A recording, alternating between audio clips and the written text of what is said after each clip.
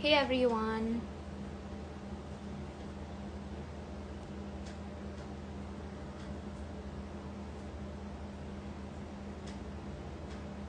Hey everyone. Thank you for tuning in, guys. So we get a lot of questions about this particular topic that we're going to be discussing today, and we don't necessarily always have the knowledge, the expertise to kind of answer your questions, and it's about acne, pimples, and breakouts. So we've teamed up with Clinique India, and we're going to be joined by Dr.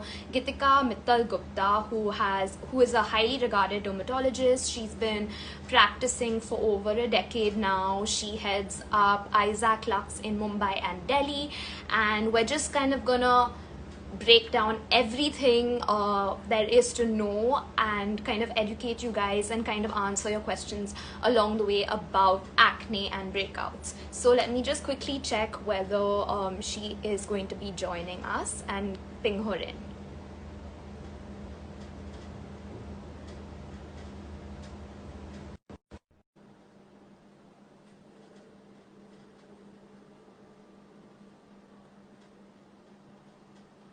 Hello.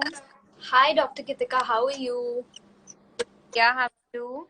Great, thank you. Thank you so much for joining us. Thank you for agreeing to do this. Thank you in advance for all that knowledge, education that you're going to give us, because I know it's going to be a really educational session, and our audience, like I was telling them before, have so many questions about this particular topic that we're going to be discussing.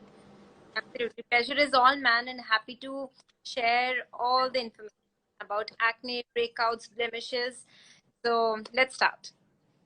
Let's get started. We have a lot to discuss. So let's start with the basics. What exactly is acne? What are pimples? Why do they kind of show up on our skin? So, I would actually really appreciate that question, because many times I see patients in my clinic and they say, no, I don't have acne. I just have white, common tones.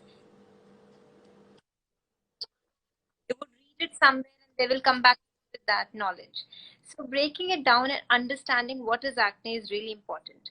So we all have follicles in our skin. Follicles are like tiny pores inside our skin. And then when those follicles get clogged with either dust, bacteria, or sweat, they can get infected, and that can lead to acne, right? Or it can be of your oil secretion that is also causing the clogging. That can also be a reason.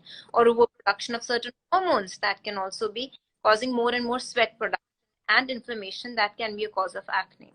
So acne has various stages. It starts with something called a whitehead, which is like more of a closed comedone. The whitehead is that clogged pore, but it is closed. So the acne, or let's say the clogging up, is inside and it is covered with the skin on top. So it's white appearance. That's why it's called whitehead. And then comes blackhead, when it is open on the top and the inside layer of the dirt or the bacteria gets exposed to the air outside, and it gets oxidized, which makes it turn black. So they get their name as blackheads, or they're called open comedones. And then comes acne, which can be in the different forms. So medically, we grade them into papules, pustules, different kinds of acne. I will not go to that. But those are infected pus-filled acne. That is the third stage. So they're all kinds and different stages of acne, which fall into a bigger category of acne. So we need to treat them, whether it's whiteheads, whether it's blackheads, whether it's your pus-filled acne. The treatment lies with the treatment of acne. Right. So what are exactly the cause? So we discuss what is acne, but what are the causes of acne? Like, is it weather related? Is it just hormone related, or is it a combination of all? It's a combination. But medically speaking, the causes of acne starts with the clogging of pores. So overproduction of sweat, or overproduction of oil, overproduction of testosterone hormones, or just or dirty skin with clogging up of pores. These are all causes of acne. Right. So and also there are different ranges of acne as well, like mild acne, severe acne, maybe somewhere in the middle. So how would you kind of categorize them?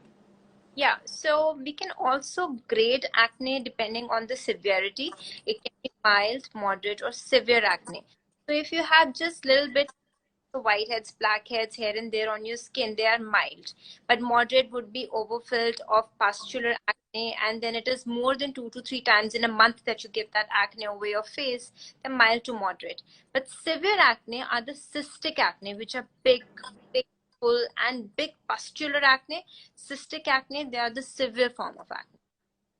Right. And like, at what stage would you say, like, you look at yourself and you're like, I really need to treat this? So what stage of the acne, or what type of acne would you say, okay, I need to, either get a product that, is going to help me get rid of this, or visit a dermat?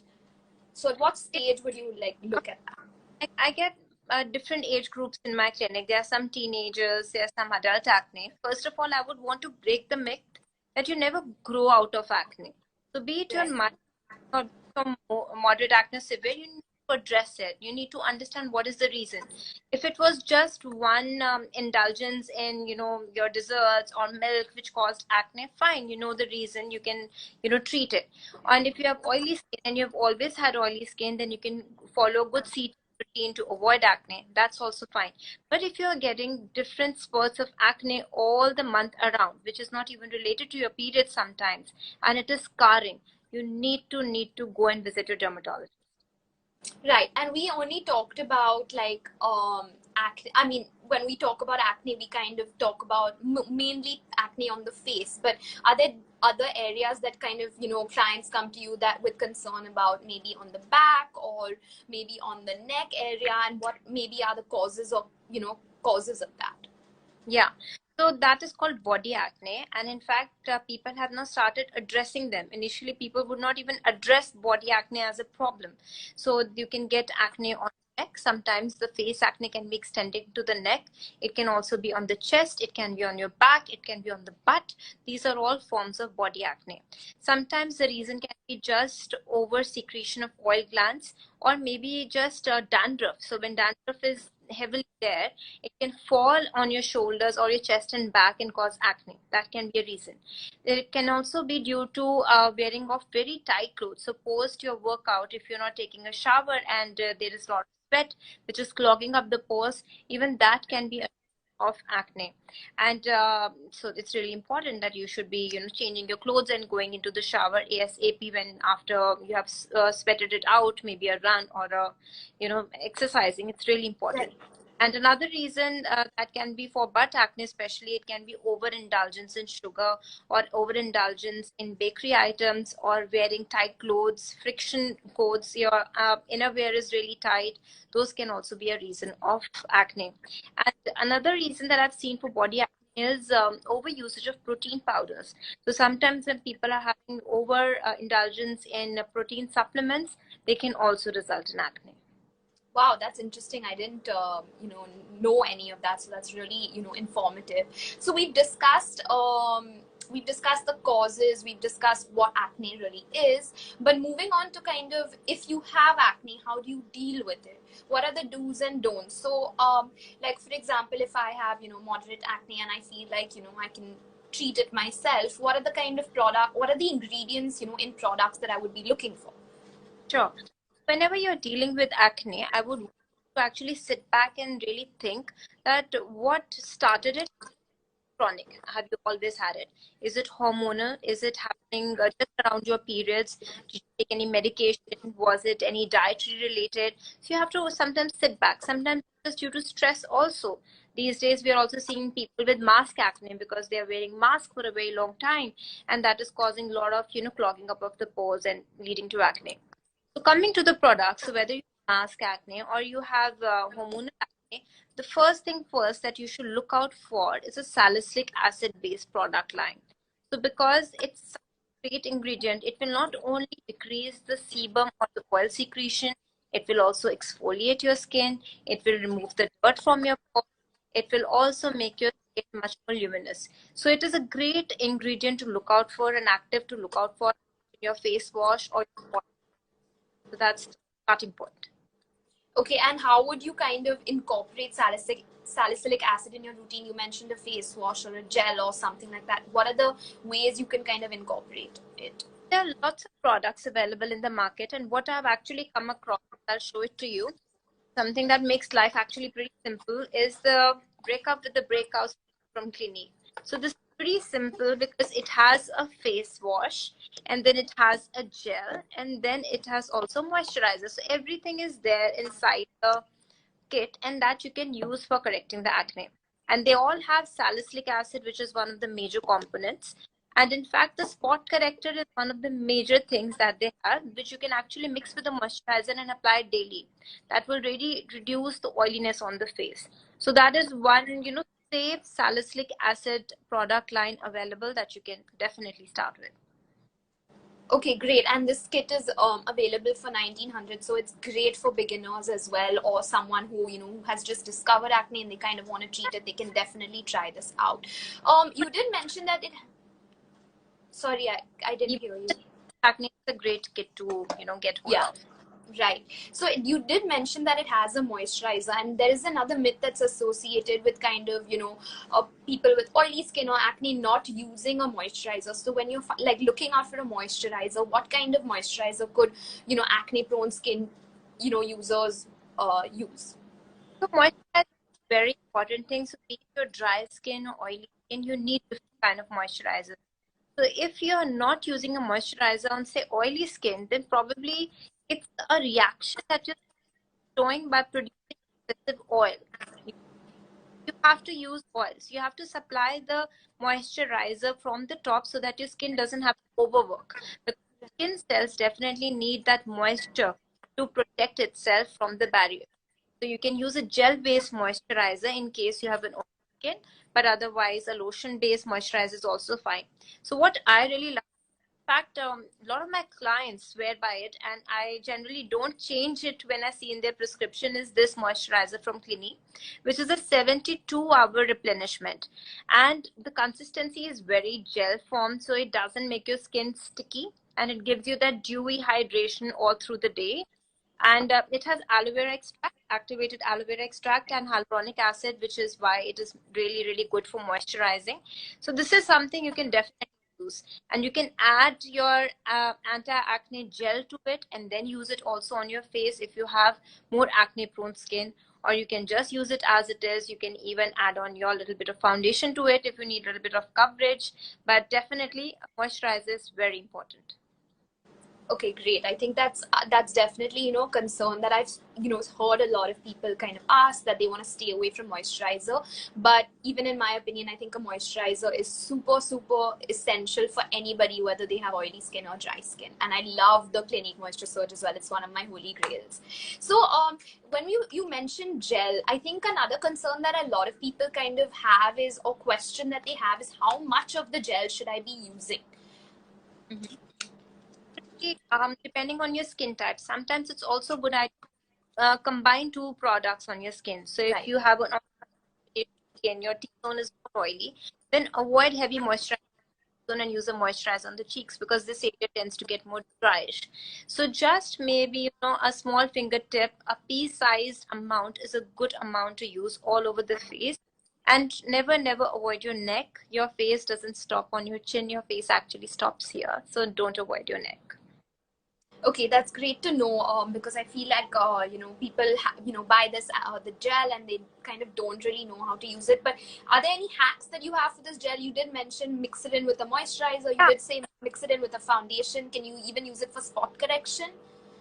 Yeah, but gel, if you have just 1 or 2 acne in a month's time, you can just use it as a spot corrector.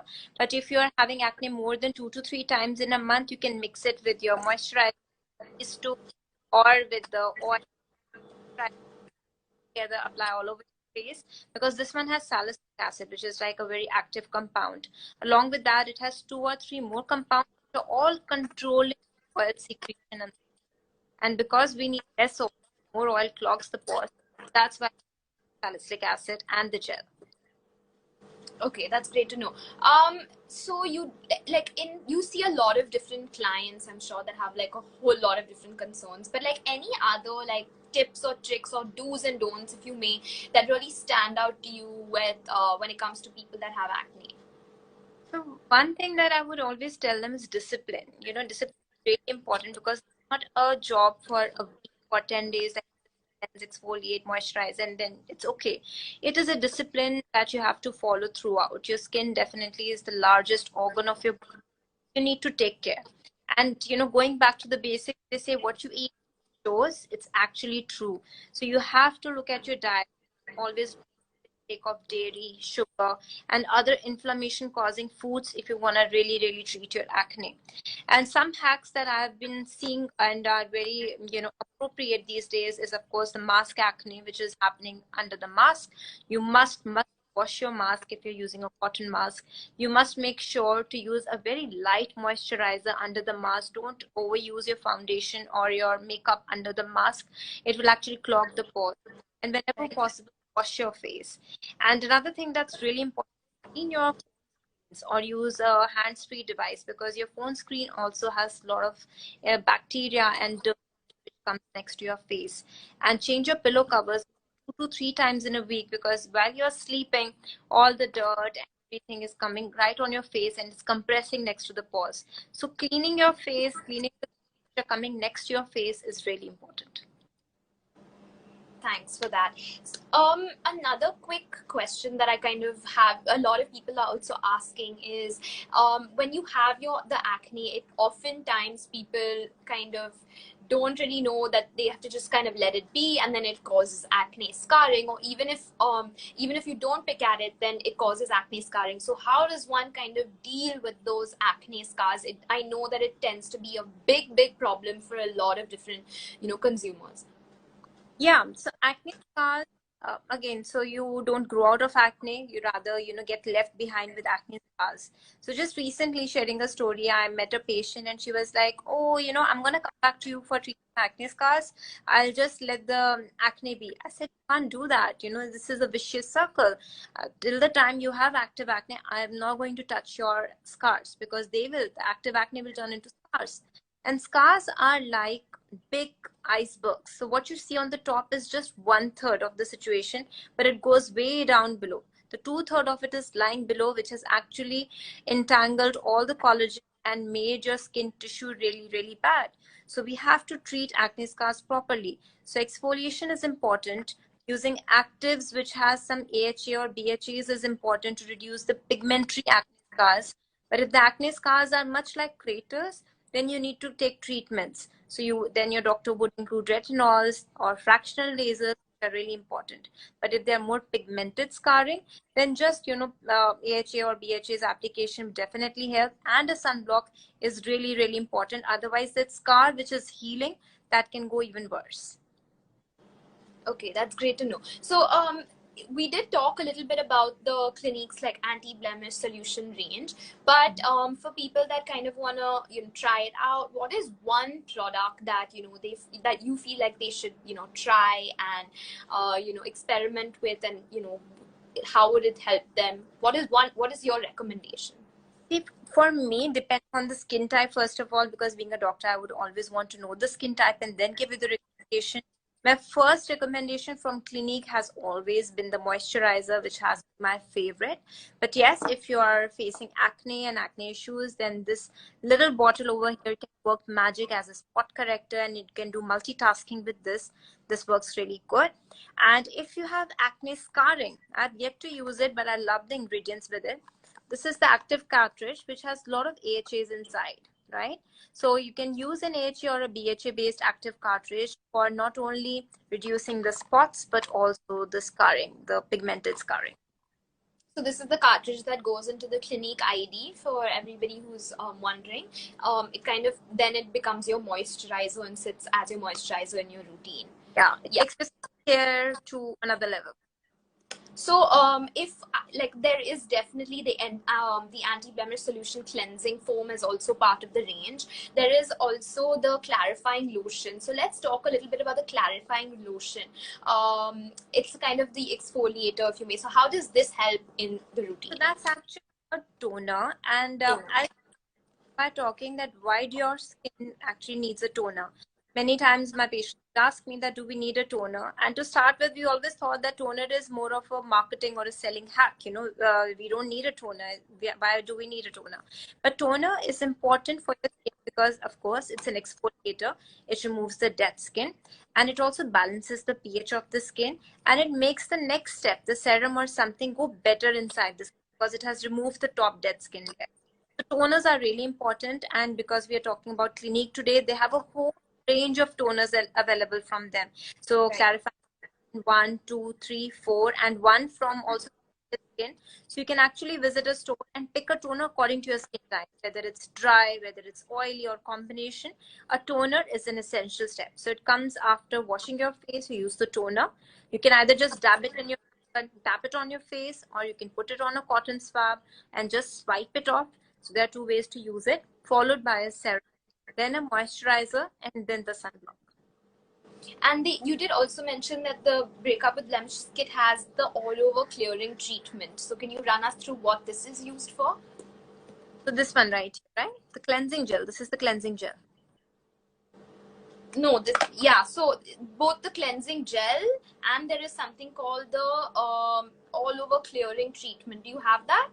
No, I don't have that, but I can tell you about the cleansing gel right here, because again, this is a part of the anti-blemish range. Right. So people who have oily skin and quite a lot, they use it as a face wash. A good way to use a face wash is give your skin a little massage. Don't use excessively cold or hot warm temperature water, and make it a good experience for you. And post washing your face, don't vigorously scrub it off with a towel. Just dab dry. Packed, yeah. Because that moisture is still there, then you quickly go to the next step. That's important. Don't let your skin dry off and wait for the next step. All the steps should be followed up quickly, one after the other. Right. So someone's asking in the comments down below, what are toner and serum the same? They're not. Can you kind of also differentiate between the two? So that is a very important thing that we talk about layered products. So it all depends on, and for a layman, it's very easy to understand if you look at the consistency of the product.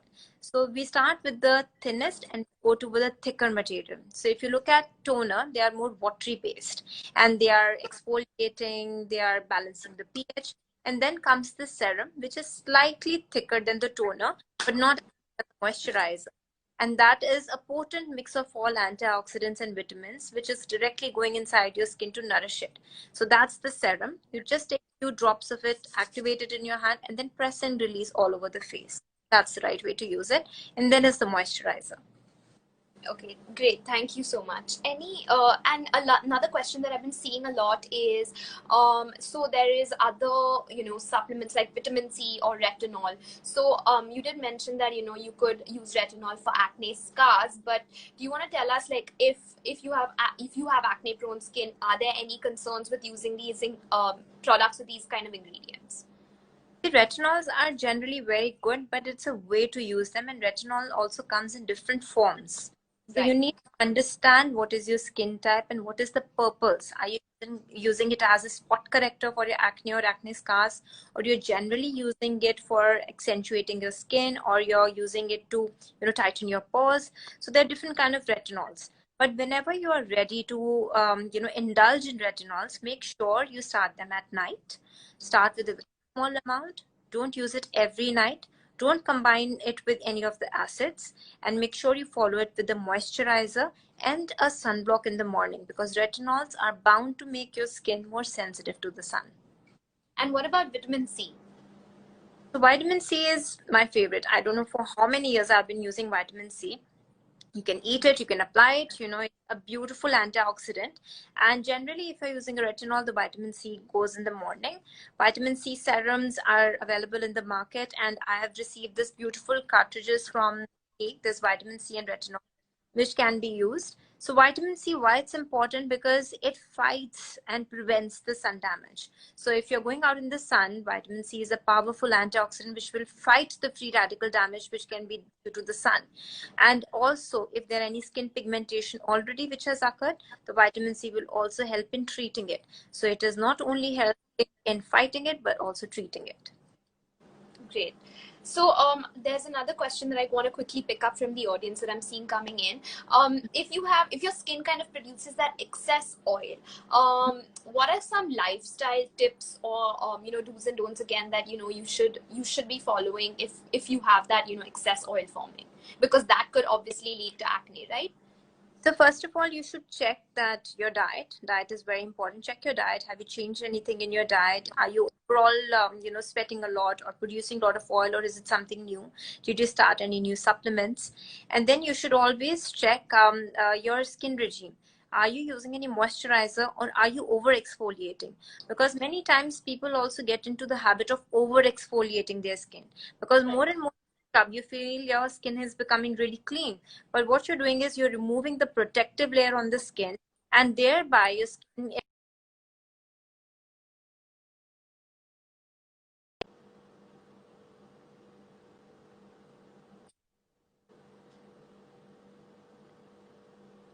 We've lost you.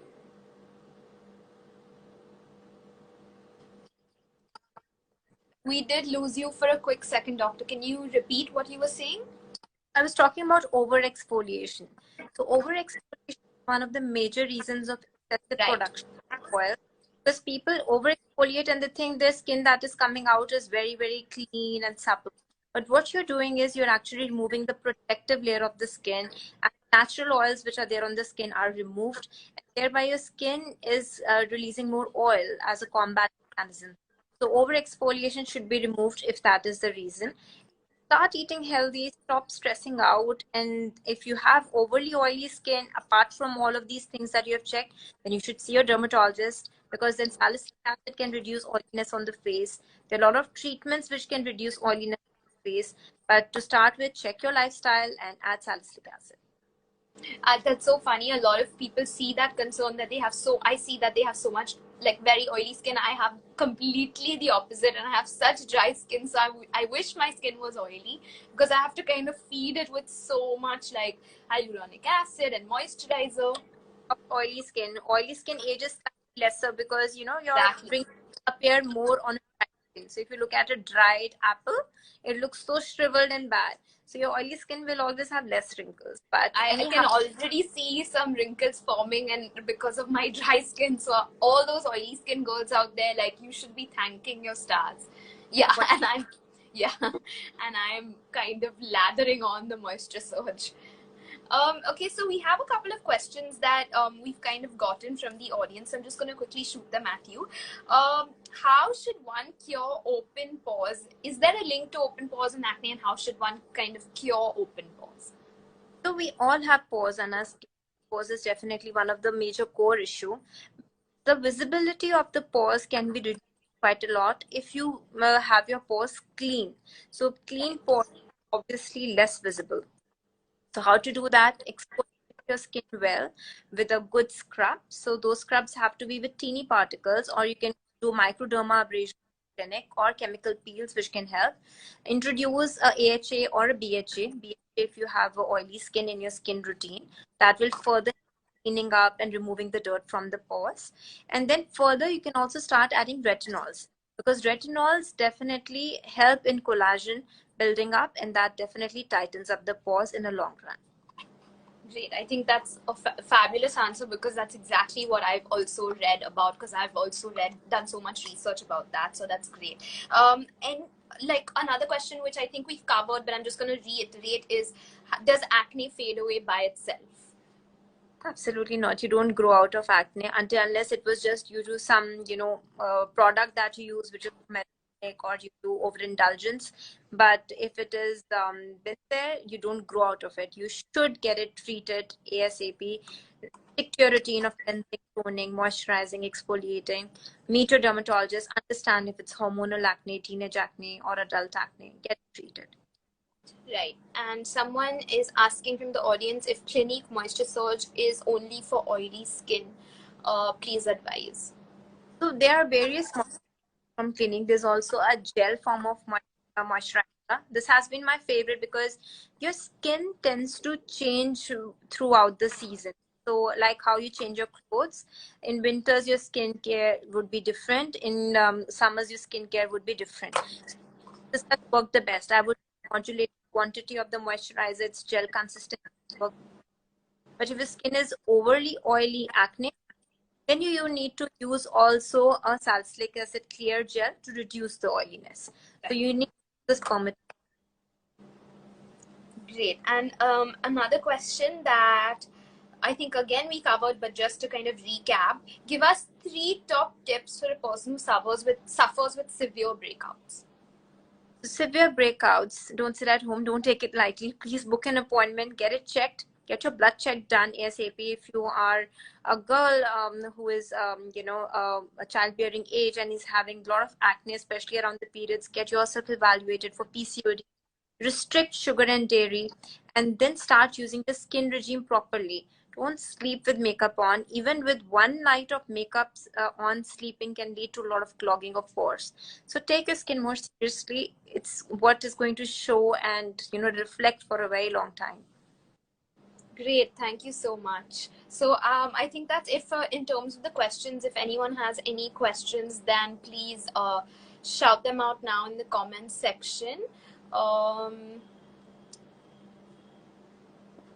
lot of questions come, but I'll not be able to trace them now.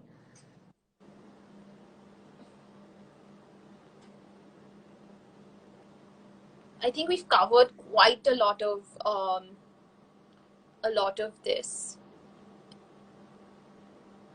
Great. So I think we had a great session.